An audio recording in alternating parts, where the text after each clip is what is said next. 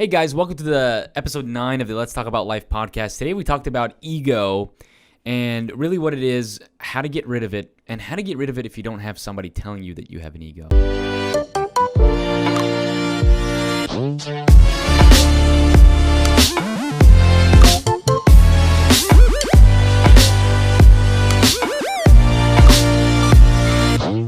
Ego does exist, and it's in all of us, and it's a beautiful thing. It's our personalities. It's what gives us this sense of mindness, this sense of ownership, tribe, family, all that. It requires the story of me. But when it must take away from someone else in order to build itself, or when it is voracious and it's constantly feeding, it never can be full. It's like a wildfire. That's when it's dangerous. Yeah. And it must always seek How do you the result. stop it when that happens? Well, it depends on if you're at a place where it's that voracious. Most likely, you don't want to stop it. Yeah, because it's like almost addicting. Yeah. You're just And I like, think- yes. Yeah. Unless you know? find it in something that fits like your value system. So people that are religious can be they can use their ego freely Yeah, they because feel they think they're powerful. doing it They feel right. like a god Rich people do at the same all the time. time. So Man, it's crazy. yeah, man. So I think that you said, can you do it without someone? Yes, Wow. but somebody will ultimately come on your path. You Wow. have to want it. Yeah. And what I say is, everything is about wanting, not Yeah. wishing, not hoping, wanting. Because when you want to change, we're on the same path. I don't care where you are on the spectrum. If you want to change, I don't Dang. care if you're here, in prison, or the president. If they want to change, they're on the same path as I am. Yeah. So they're a friend, right? And so anybody that wants to, and I say, if you can't want to, do you want to want to? I'm like, or do you want to want to want to want to?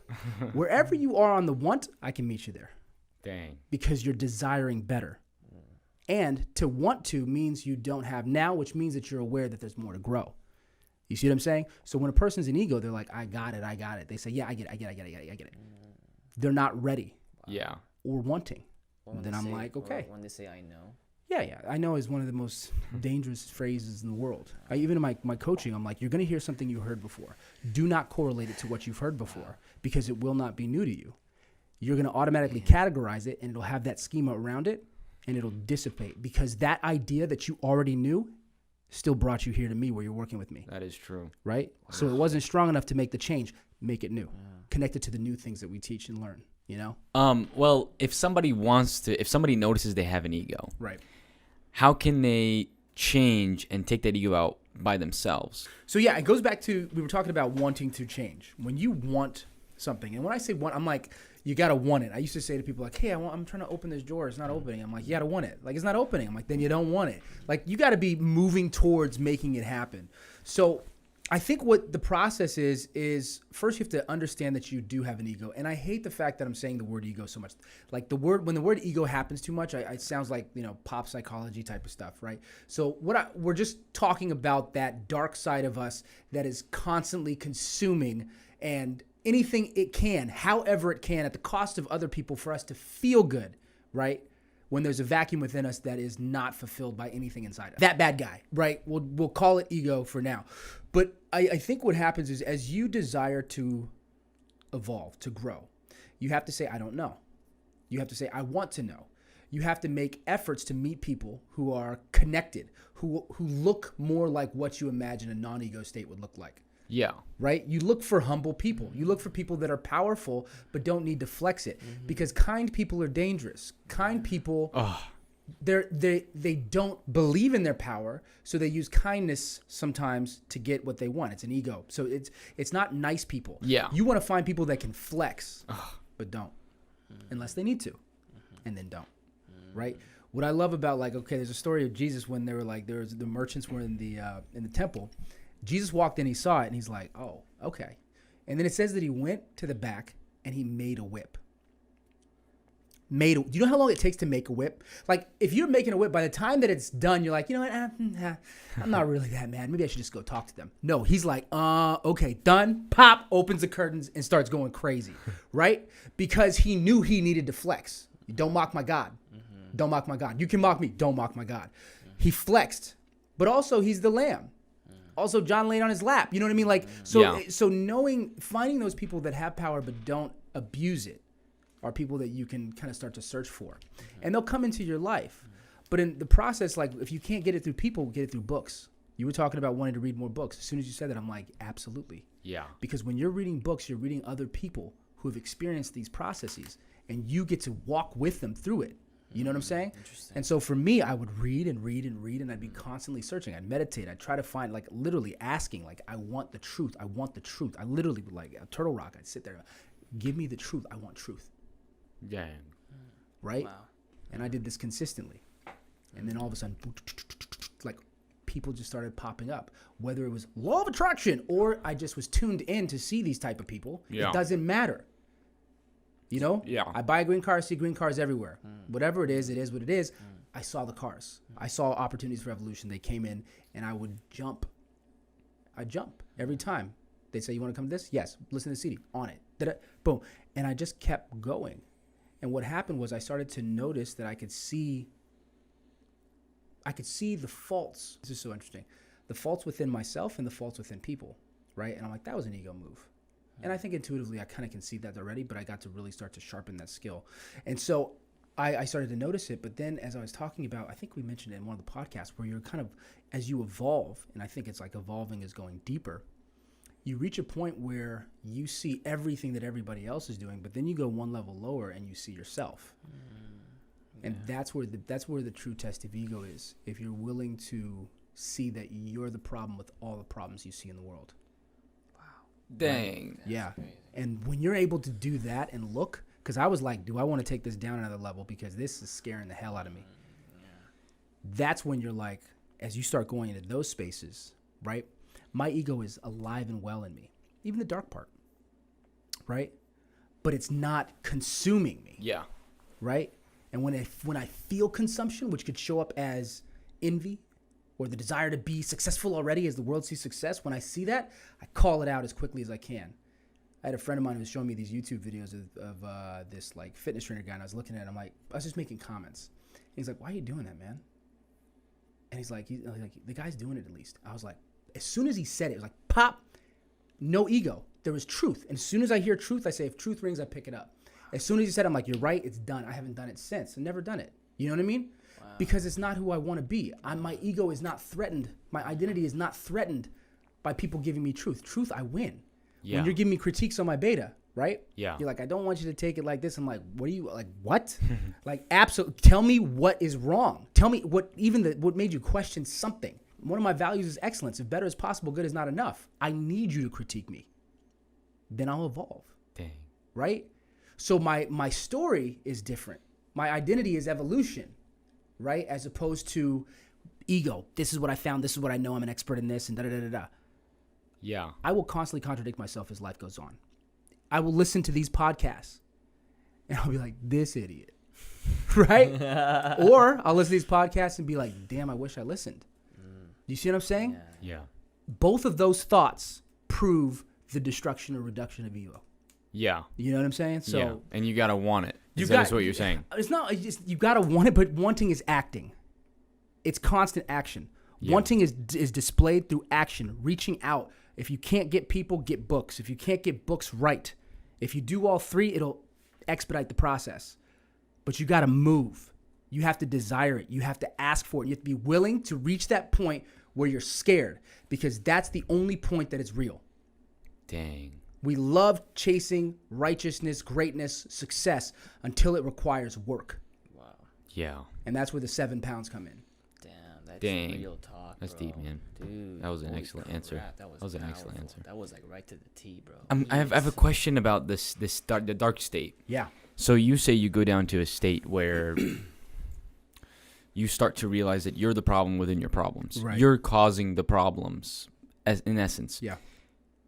How can you differentiate between you causing the problems and other people causing the problems? What is the fine line where, not an excuse, but where you give yourself a break in that aspect?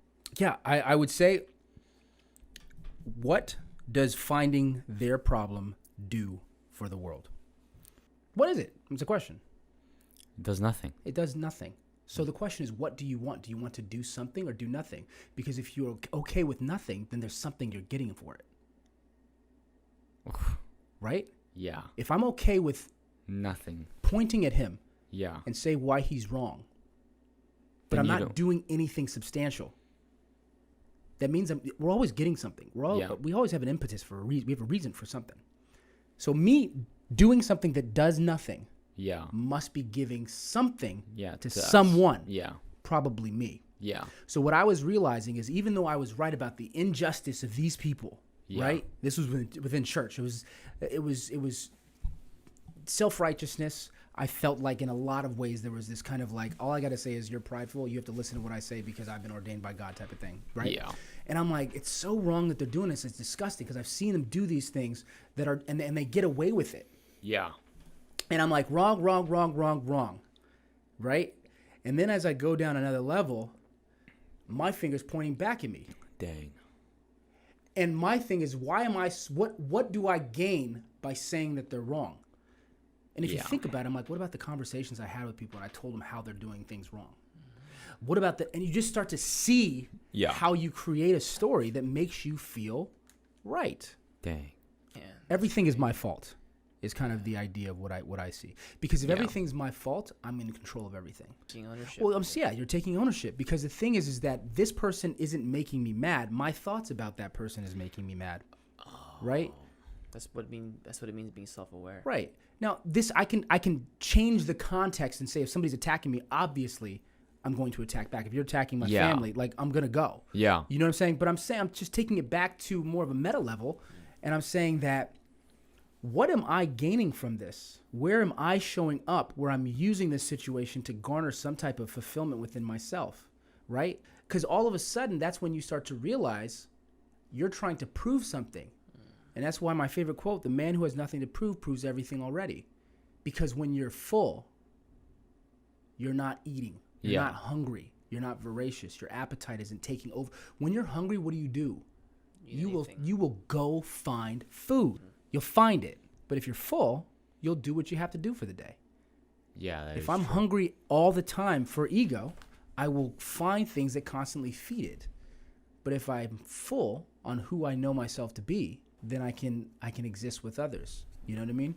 You know, it's interesting when Dang. you say that. It's like, I've noticed though, like when you overindulge in feeding your ego, it's almost drowning you sometimes because you end up feeling like crap. Yeah, so? how so? Because like, I mean, this is what I've experienced. When you overfeed your ego, Okay. obsessively, compulsively, I mean, for me personally, in the end, right, I felt more of a whole. I felt more of an imposter to myself Dang. because I was feeding something that I thought was me, Right, but it was just a feeling, just to like a high almost. right. It's like you're getting that feeling when you feed your ego, but after you've reached the top, it's almost like you're detoxing and you're getting like downer. Yeah. It's almost like a drug. Well, you have to understand that the generator, Yeah. the source of the need for ego, is a core belief about what you're not. It's a core belief about not being enough to some degree, not being worthy of love, not being accepted. At the bottom of it, at the core of that planet, right, or the core of that star. Do you think we're afraid of the things we're afraid of because we are not it? So for example, if you're afraid of not loving somebody enough, it's because deep down you are not loving them enough. Like for example, if I'm afraid of being weak, I was actually going to write this in the journal. Okay. If I'm afraid of being weak, Right.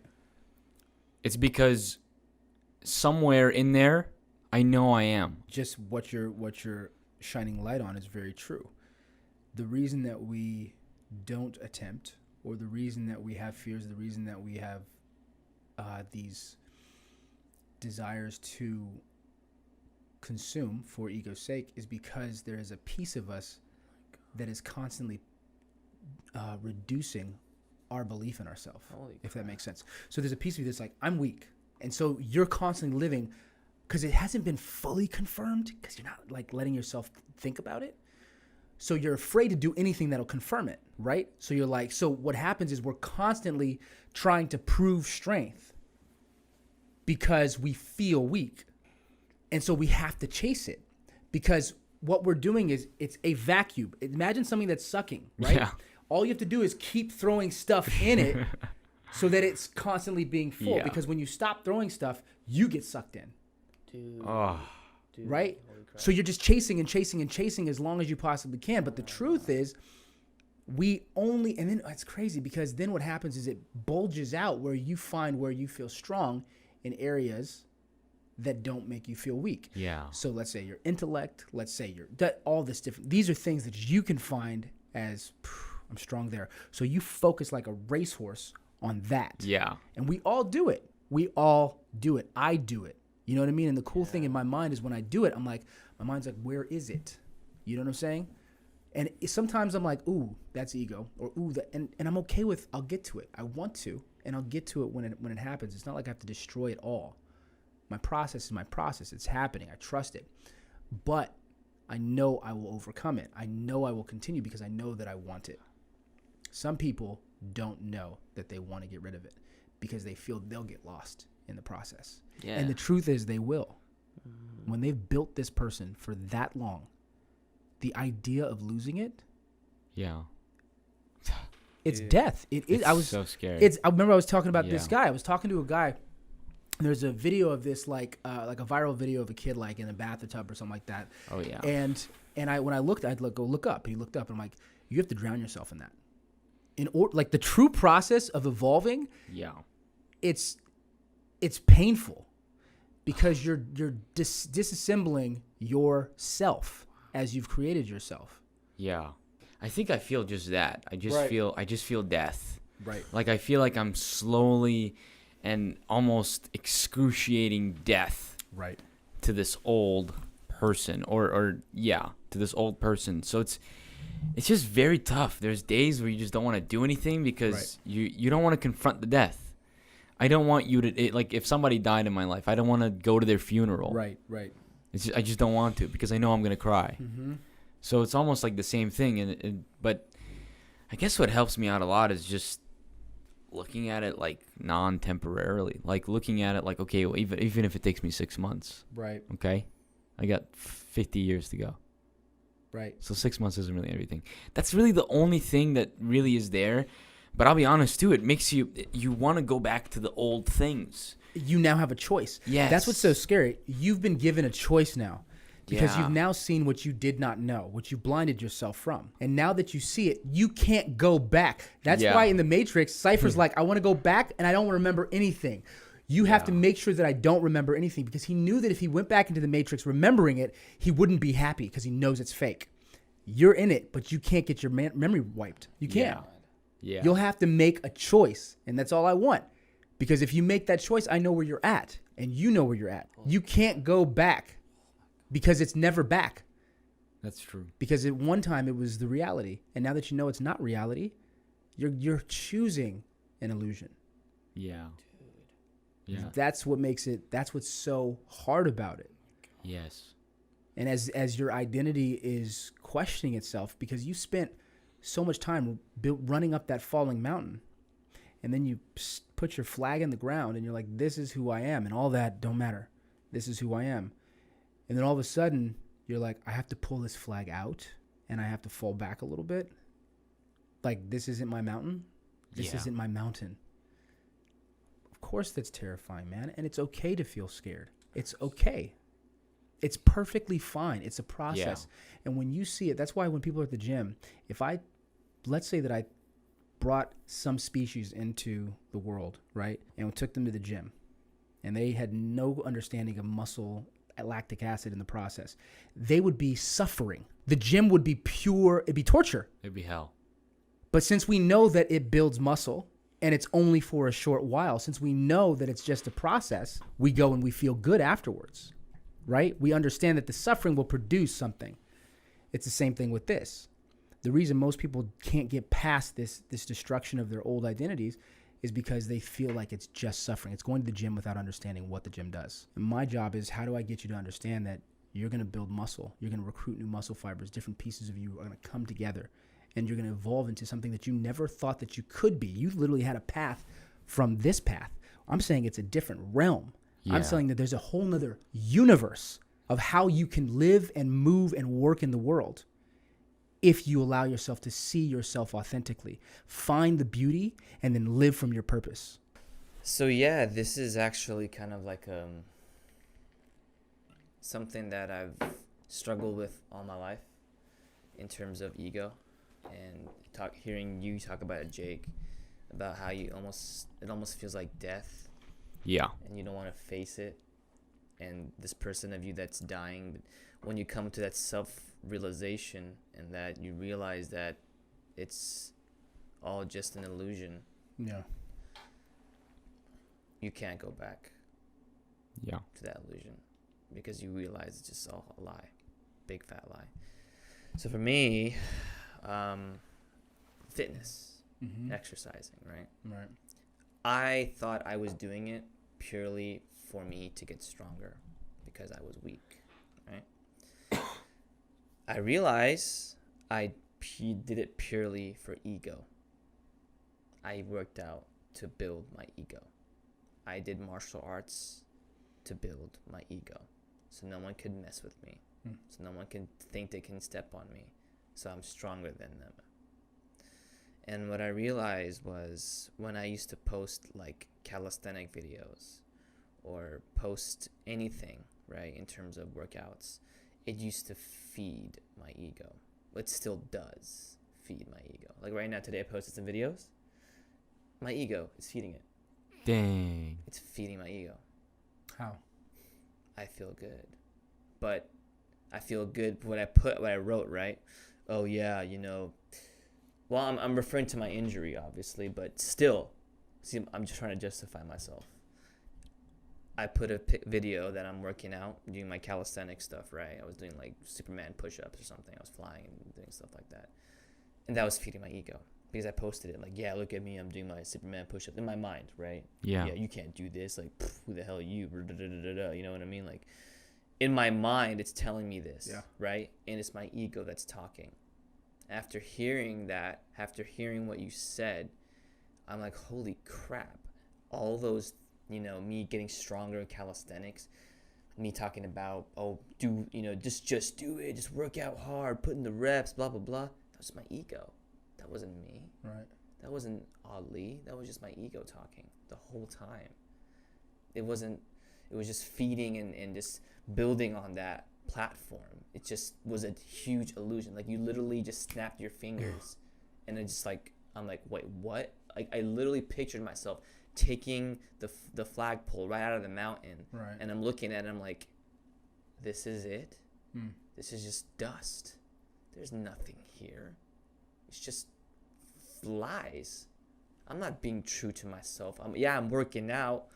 I'm getting strong, but is it for the right reasons?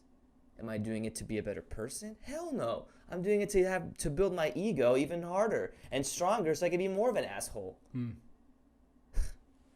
Dang. And that to me is just an imposter. That to me is like, wow, dude, really? And it's kind of a great feeling though that I realized that, because now like when I was watching the video, I looked at it, I'm like, wow, bro. I feel like just deleting everything now. I feel like just wiping it out. I just feel like just removing everything to do with ego. I just don't want to deal with it. Right. And I don't know if that's... See, I feel like I go kind of extreme sometimes in terms of like my reaction to things. Right. Like whether it's like when something happens to me, like I go very deep into it. Like whether it's something good that happens, I get deep into the high of being happy. Or if it's something sad, I get deep into that too. Or if it's something like this, like when I find out about my ego, I go deep into like completely destroying it. So what do you think in terms of me explaining this to you? What do you think is the best course of action? Delete everything in your Instagram. Wow. Damn. Dang. That's crazy. What did it feel like when I said that? It almost felt like my heart dropped. Yeah. It was a thought experiment. I don't believe you need to do that. What did you experience? Yeah, I want to. So what? My heart dropped. Why? What was the cost? What did you feel like you lost? I felt like I lost my identity. Yeah. Right. And that's. Are you those people in there? When you look at all the pictures, if you were to scroll through your pictures, you're like, that's me. Yeah. I see a character of strength. Mm-hmm. A portrayal of a person of ambition. Okay. someone that is always striving to be the best he can be, Right. someone that never gives up, someone that doesn't quit, Okay. someone that fights till the death and gets back up and is unstoppable. Is that all ego? All ego. Okay, so I'm gonna dissect a little bit with this because I think a couple things. One is that's your brand, right? Yeah. So when I do work with like companies, we have it's called brand identity.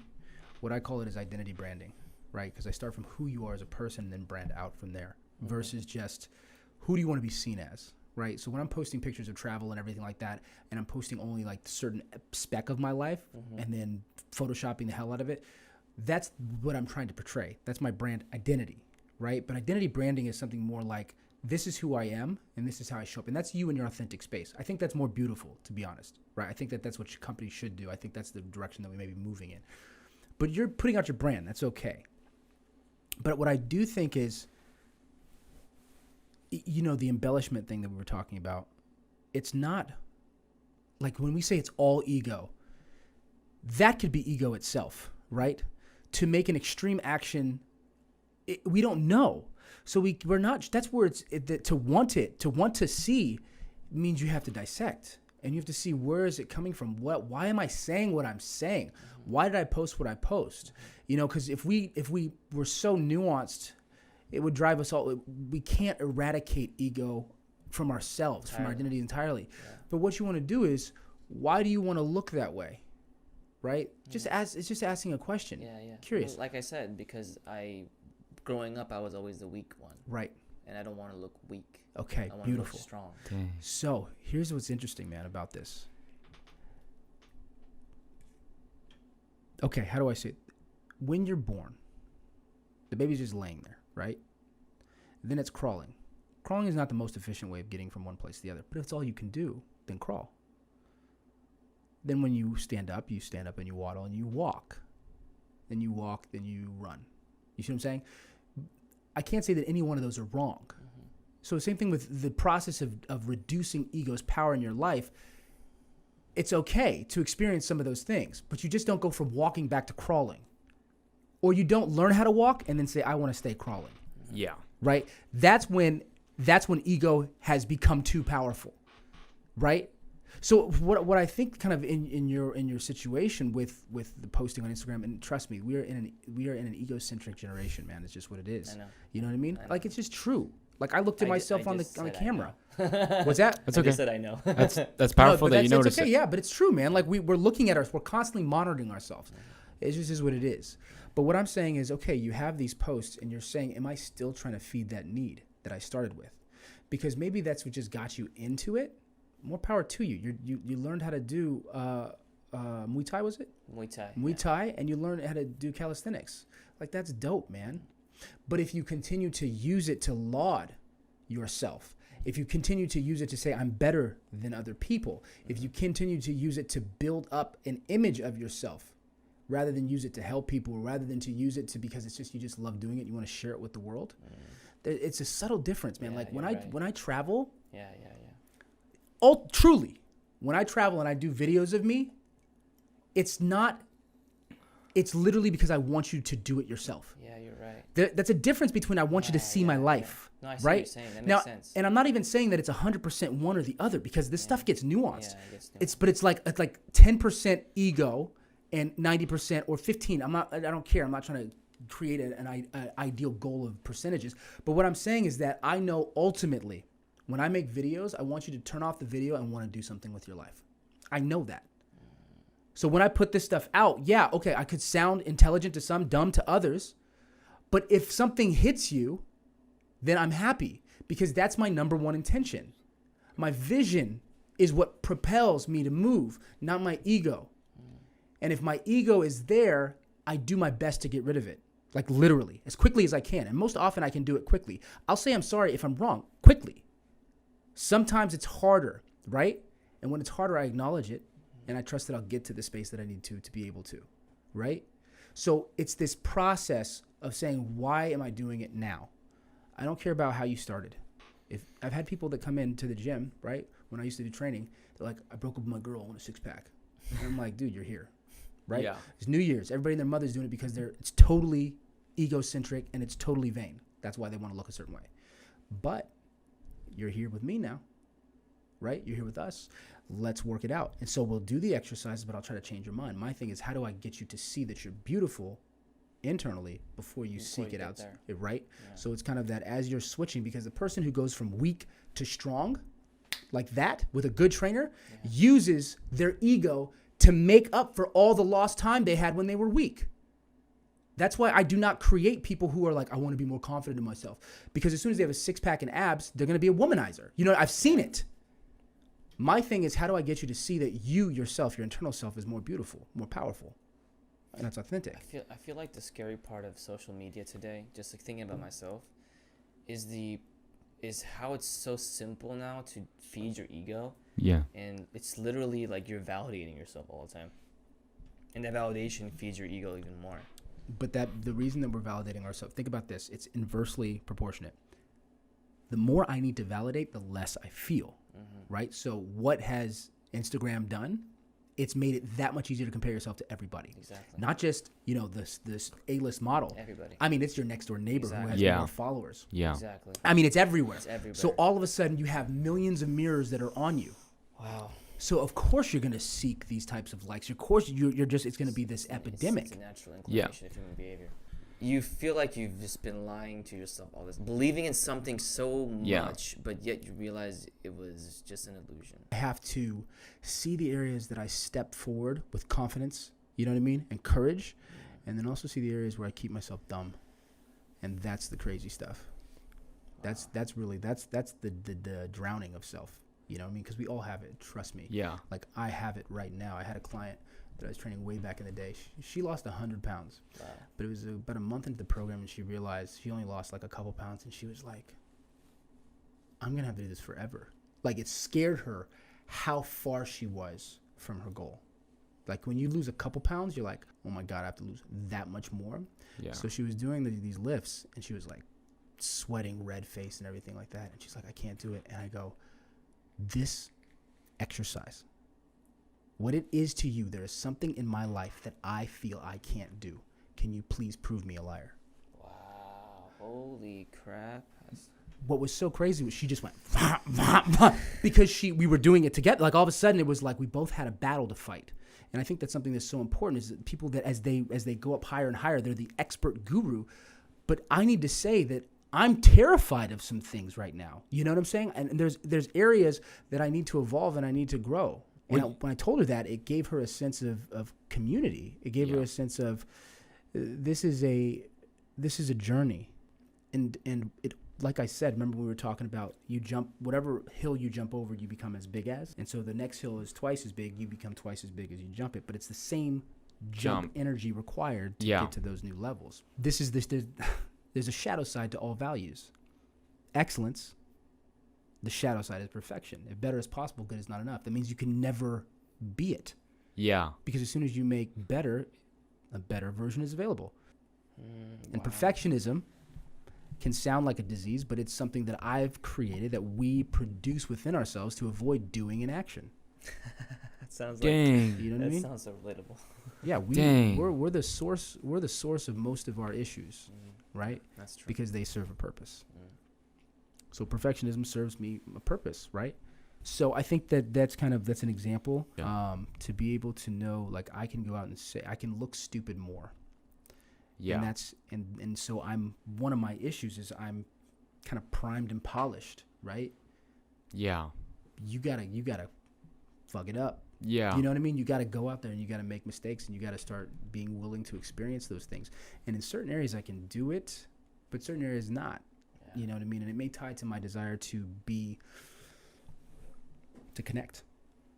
If I'm not ready in my mind, it won't connect. But the truth is, my beta, which was at a crap level, still provided change for people, Yeah. right? Yeah. But my mind is thinking that I can do it better to get a better reach, better grasp. But I'd rather not hold you until I have all my fingers, Dang. right? But the truth is that sometimes you just need to flick people. And that's I have to learn that. You know what I mean?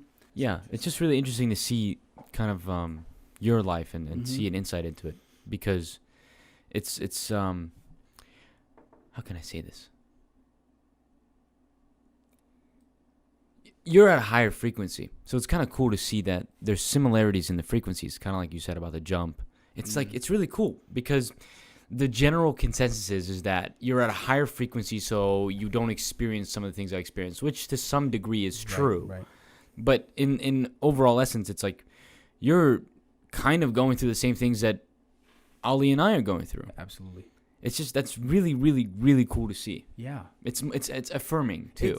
It's important because it's like, you hear Jesus wept, you're like, oh, he cried too. You know what I mean? Yeah. Like you feel like this relatability, but the problem is like in religion, we put these people so high on a pedestal, right? That we're like, I can't be like that. What are you, Jesus? Yeah. You know what I mean? But the thing is, he's like, I'm you. Yeah. He's like, you'll do even greater things than this. You know what I mean? That's Muhammad, crazy. they expected, these are the things that they expected. You know what I mean? Buddha, it's just the enlightened one. Like we are all supposed to be a Buddha, But what we do is we say, oh, that's too far. That's not who I am. And then the guru with ego, they like that because what happens is they become the source. You become the source, and all you got to do is put a price tag on it. I mean, it's literally like the noose is there. It's set. You're like, I'm getting my ego fed, and people will pay for this. What do I got Buy my programs. You know what I mean? But the thing is, when I had a client who's like, I want to actually consider doing this, and I'm like, hey, these are the reasons that I would recommend you to do this program, and I was speaking from a truthful space, but you have every right to do that. And you don't even need my permission, but I'm saying you're going to grow. Yeah. It'll grow you. I just know the difference between, when someone grows really quick versus them going down. You know what I mean? Yeah. So there's a huge difference. If you get roots, which require the pain that you're going through right now, Yeah. you're building roots. You could go in a weekend program course and you could be high you'll be just lit, ready to take over the world. Become like Thursday, when life hits, it's very rare that you'll be able to push through that. Yeah. So those come after you set your foundation. So we're all in process. We're all in process, and we all have fears. And I think my goal is to make it normal for all of us to be able to, at any frequency, be able to express that and be okay with that and be like, dude, I'm you, you're me. The only difference is time. And then some people are like, yeah, well, what about this person? Well, okay, if you have this type of brain, what if you're right-minded thinker? I'm like, I appreciate your hypotheticals, but I want you to take in this heuristic and know that I'm saying something that'll actually benefit your life. So if you want to create these specific ideas of where it doesn't work, you win. Yeah. But you lose the gold. You lose the jewel. It drives me nuts when people are just like so caught up on hypothetical reasons why what you say doesn't work. It's like that means that you're constantly searching for negative. So you're looking for blocks. Like have fun with that. I can't stand that. It's so true what you said about how I just caught it. It's so true that like we shouldn't put people that are on high frequencies on a pedestal because, dude, the biggest thing that was true was the fact that you said it just gives us an excuse not to do it. Right. Like if I look at Kanye West, I'm just like, I can't do it. Right. Cool. It's already done. Yeah. I'm not even looking at that anymore. Right. It's almost like the easy way out. It's like, nah, I can't do it. Because then when that person makes a mistake, you're not like, what? He made a mistake? How?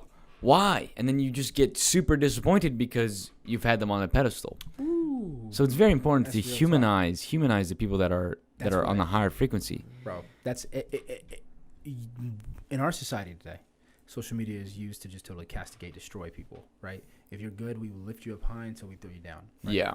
Literally. And the people that are affected by it, obviously, they're not centered in themselves. Mm-hmm. You know Yeah. what I mean? To a certain extent. I'm not going to just Egocentric. swat that. But I'm saying that we pointers, I think it's Theodore Roosevelt who had that quote, you know what I mean? Like, that are the person who is on the field, the doer of deeds, rather than the person who said you should have done it with the bird's eye view. Like, we pointers have the same ability to be athletes out there in the world. But we choose to point because it's easier, because we get the best of both worlds, like we talked about earlier. We get to feed our ego, and we don't have to act. So we get to blame and point. So it's the noose is set, unless you're willing to drown yourself, unless you're willing to suffer, unless you're willing to step down the stadium into the box onto the field. Dang. And get beat up. Yeah, seriously. Yeah. It's first round knockout. The only reason why we're not celebrities is because we're doing that. My point is, it's like we get so surprised when celebrities mess up. Yeah. But it's like, who are celebrities? Absolutely. We dehumanize them. Yeah. We start to think that their entertainment goes beyond the movies, the music, or whatever. We start to think that they themselves become characters. It's so crazy because if you really think of, and this is a tough conversation to have. It's a very tough conversation to have. But as soon as you stop thinking people are humans, you're lost. I don't care if you're a celebrity.